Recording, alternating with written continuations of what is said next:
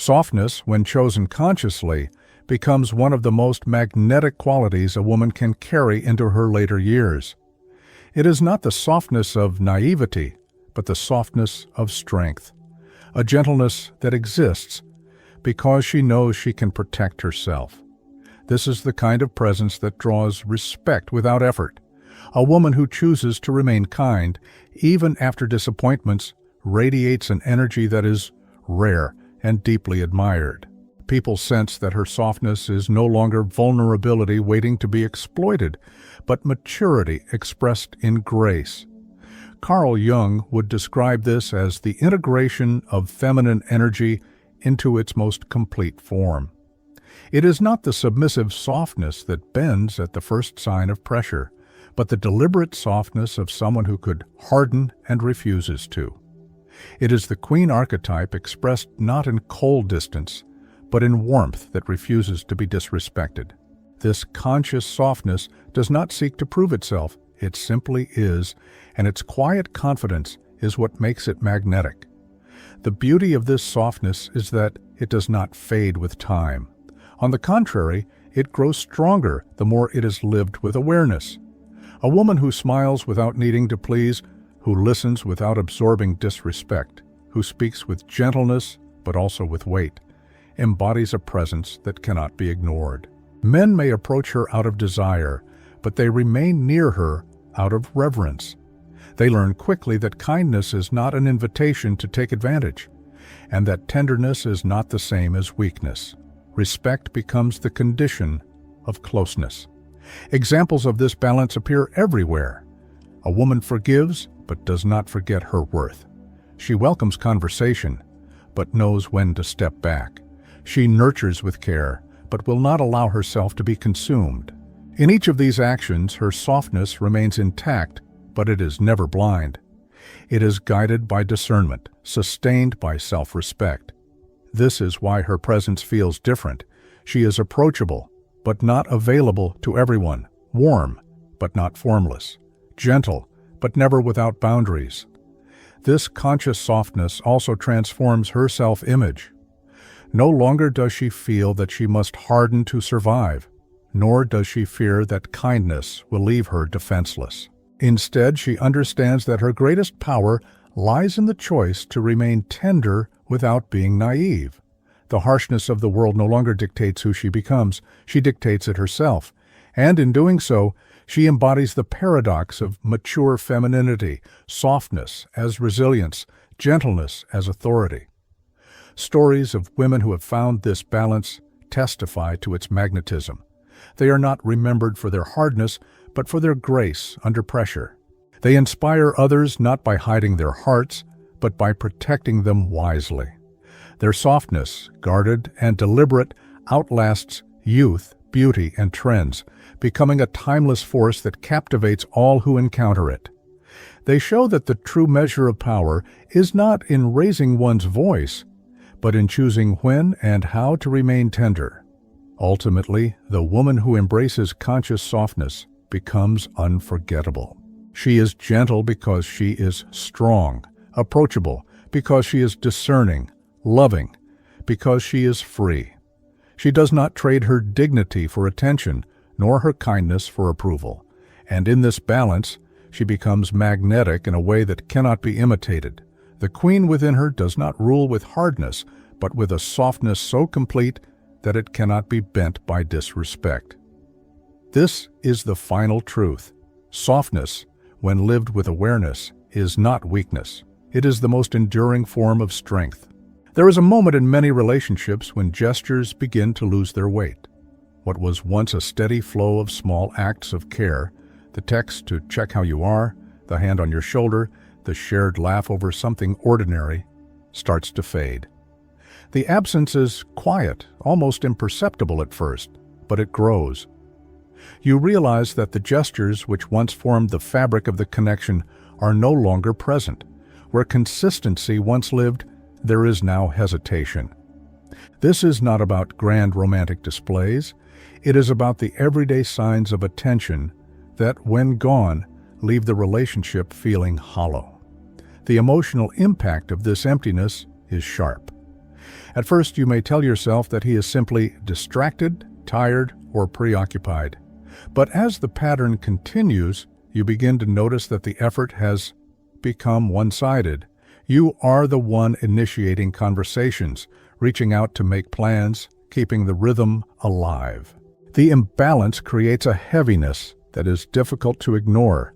Love, which once felt mutual, begins to feel like work sustained by one person alone. This slow erosion is often more painful than conflict because it is not marked by fire, but by fading. Carl Jung would describe this stage as the shadow of the archetype of the lover. In its fullness, the lover represents passion, attention, and presence. In its shadow, desire loses its anchor and becomes empty. Gestures without commitment, attention without depth, intimacy without meaning. When the lover archetype is in shadow, the connection feels transactional, as though energy flows only when it benefits him, rather than as a shared exchange. This imbalance leaves the woman carrying the emotional weight of the bond, while he retreats into passivity or detachment. It is important to differentiate, however, between temporary withdrawal and genuine loss of value. Stress, illness, or external pressure can cause anyone to pull back for a time.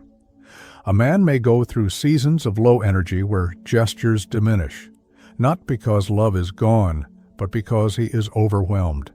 The key is consistency. A temporary lapse is followed by renewal. A true disconnection is followed by silence that never breaks. Observing whether the care returns once circumstances change helps clarify whether it was fatigue or a deeper shift. Daily life often provides unmistakable examples. He once brought coffee in the morning without being asked. Now he passes by without noticing. He once asked about your day and listened closely. Now his answers are short and distracted. He once made small efforts to make you smile. Now he does not seem to notice when you are in pain. These are not dramatic betrayals, but they are betrayals nonetheless. Betrayals of presence, of reciprocity, of the effort that keeps a bond alive. When gestures fade consistently, they speak louder than words. For the woman on the receiving end, the danger lies in ignoring these changes in the hope that they are temporary. Many continue to give more, to try harder, to carry both halves of the connection, believing that extra effort will bring balance back. But this often deepens the problem. The more one person overcompensates, the more the other withdraws, creating a vicious cycle where silence grows and gestures vanish completely. Recognizing the imbalance early becomes an act of self-respect, a refusal to let the erosion go unnoticed.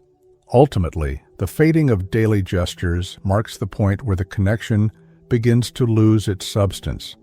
It is not the absence of grand declarations, but the loss of small consistencies that reveals when value is slipping away.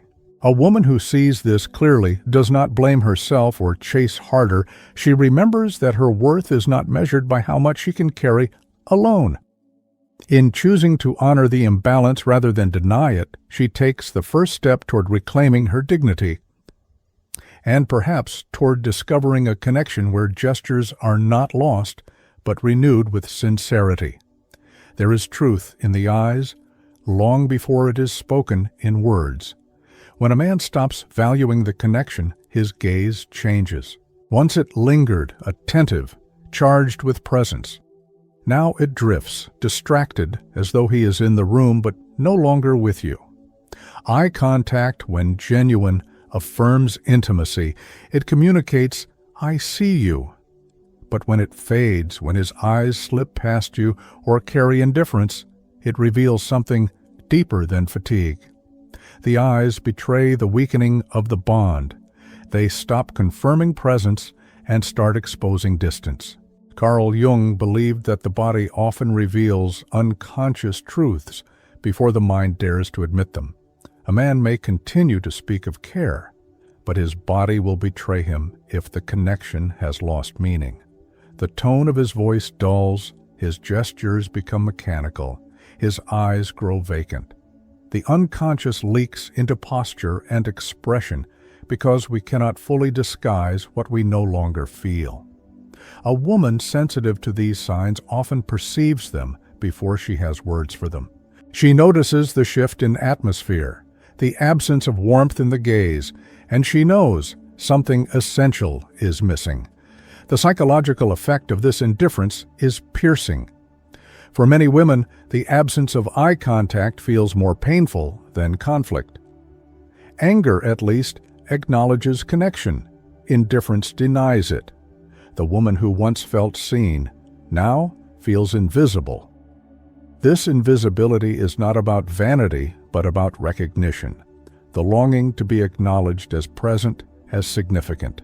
When the gaze grows cold, the soul feels erased. This experience can shake confidence, not because her value has diminished, but because the mirror of his attention no longer reflects it back. Daily life provides countless illustrations. Sitting across a dinner table, you notice his eyes on the television, on the phone, anywhere but on you.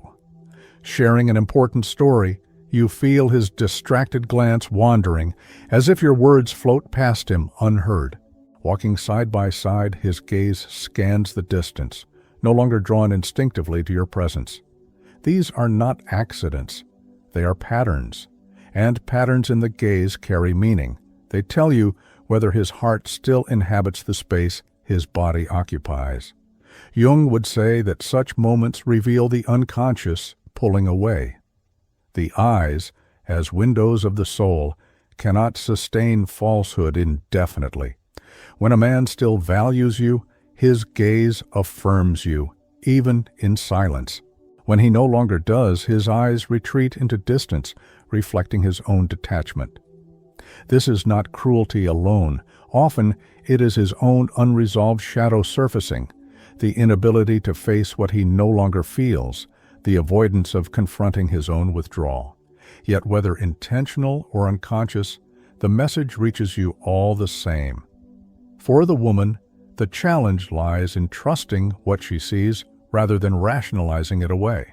Many excuse the change as tiredness or distraction, but when the pattern repeats, the truth grows undeniable. To ignore it is to betray one's own intuition. To face it is painful, but it restores dignity. The gaze that no longer confirms presence may wound, but it also liberates, because it signals that your worth must no longer be measured in eyes that cannot truly see you. Ultimately, the eyes are the first to confess what the lips refuse. When a man stops valuing the connection, it is visible in the way he looks, or does not look. And though this realization may cut deeply, it also carries clarity. It teaches that your value is not dependent on his recognition, that you remain seen within yourself, even if he no longer sees you. In that recognition lies the first step toward reclaiming not only your dignity, but the freedom to be fully visible again in the gaze of someone who truly values the connection. There is a quiet imbalance that creeps into relationships when reciprocity fades. Conversations that once flowed with ease begin to feel one-sided. You notice that you are the one asking questions, keeping the dialogue alive, offering presence, while he responds with short answers or distracted silence. What was once an exchange becomes a monologue. This lack of reciprocity does not announce itself loudly. It reveals itself slowly, in the weight you feel when carrying both sides of the bond. Love cannot survive when one pours endlessly and the other remains still. Carl Jung taught that imbalance in relationships often reflects what is unresolved in the psyche. When one partner retreats into passivity, it may be an unconscious withdrawal, a shadow that refuses to confront the reality of disconnection, the silence, the lack of effort, the absence of initiative. All of these are signals from the unconscious breaking through behavior. To the woman who continues to give, this imbalance feels like rejection wrapped in invisibility. Her gestures are no longer met with presence, and the absence becomes louder than words. The paradox is that the harder she tries to bridge the distance, the further he drifts. This is not because her love is lacking, but because desperation repels what is already absent. The more she fills the silence, the less space there is for him to return. This creates a cycle of exhaustion, where effort only deepens the void. Jung might describe this as the psyche's way of demanding recognition. The imbalance must be seen, not endlessly compensated for. To continue giving without receiving is not love. It is self-erasure. Everyday examples make this dynamic painfully clear. You send long, thoughtful messages and receive brief, detached replies. You plan moments to connect, only to find him indifferent or absent. You express affection, and it is met with indifference or obligation rather than warmth. At first, you may excuse it as distraction or stress. But over time, the pattern emerges. Reciprocity has been replaced with absence, and your energy sustains what no longer breathes on its own. There are subtle strategies to reveal the truth without direct confrontation. One is to pause your own effort, to see if he steps forward when you stop carrying both halves of the bond. Another is to create silence, not as punishment, but as observation. Does he notice the absence of your presence? Does he move to restore balance? Or does he simply allow the distance to grow? These small acts often tell more than questions, because they expose whether the connection still lives or has already dissolved. The psychological effect of sustained imbalance is heavy. It erodes confidence, not because a woman lacks worth, but because giving without receiving is unsustainable. To ignore this imbalance is to betray yourself, to keep pouring into a vessel that no longer holds. To recognize it, however, is to reclaim dignity. It is to say, my presence deserves presence in return, my words deserve to be heard, my love deserves to be met. This recognition is not about blame, but about truth. Ultimately, reciprocity is not measured in grand gestures, but in daily exchange, the listening, the attention, the small acts that keep connection alive. When those acts fade and are not restored, it marks the moment he has stopped valuing the bond. And while this truth may wound, it also offers clarity. In seeing it, you free yourself from carrying what was never meant to be yours alone. Love, after all, is not sustained by effort without response. It is sustained by the rhythm of two souls meeting in mutual presence. When that rhythm is gone, silence is not absence of sound. It is the announcement that it is time to choose yourself again. There is always a moment, quiet but undeniable, when a woman feels the shift within herself. Long before the absence of words, the fading of gestures, or the lack of reciprocity become clear, her intuition has already whispered the truth. He no longer values the connection. This perception is not built on logic alone. It is born from a deeper wisdom that notices what the conscious mind resists. The tone of his voice, the weight of his silence, the absence in his eyes, all these fragments accumulate until the heart knows what it has tried to ignore. Carl Jung described the unconscious as a messenger that speaks through subtle impressions, dreams, and intuitions. A woman's inner alarm is one of these messages. It is not paranoia, it is perception. Her psyche registers the dissonance between words and actions, between presence and absence, and translates it into a feeling. That feeling, though often dismissed, is a compass. When she dares to trust it, she steps closer to individuation, the process of becoming whole by aligning with her inner truth rather than external illusions. The danger lies in ignoring this internal voice. Many women, clinging to hope, explain away the signs. He is stressed, he is distracted, he will return to how he was. They silence their own perception in order to preserve the story of the relationship. Yet this silence toward the self comes at a cost. Every time she denies her intuition, she fractures her dignity. The longer she pretends not to see, the heavier the burden grows, until she is carrying not only the weight of his absence, but also the weight of her own self-betrayal. Examples from daily life reveal this pattern. A woman feels the coldness in his touch, but convinces herself it was accidental. She senses his disinterest in conversation, but fills the silence with her own words. She notices the fading of small gestures, but tells herself they will return with time. In each case, the truth is present, yet she resists it. Only when she finally listens to the whisper within does she reclaim the strength she thought she had lost. The psychological power of acknowledging this inner perception is transformative. The moment she admits to herself something has changed, she reclaims clarity.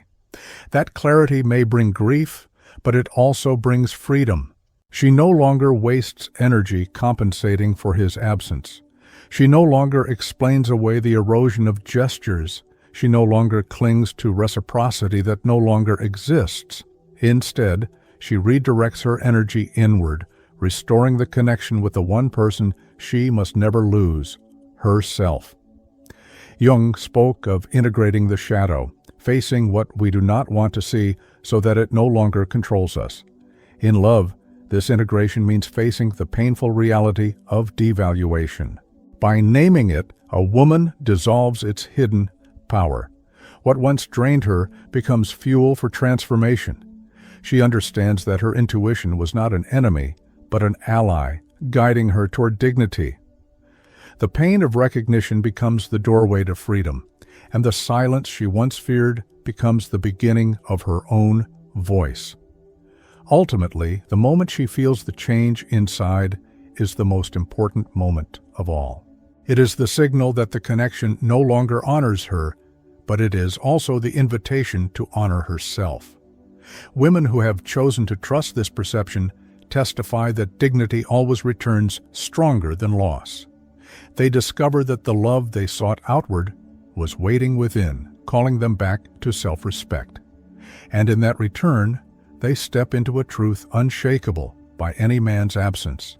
A woman who trusts her own perception can never truly lose value, because her worth is not given. It is hers.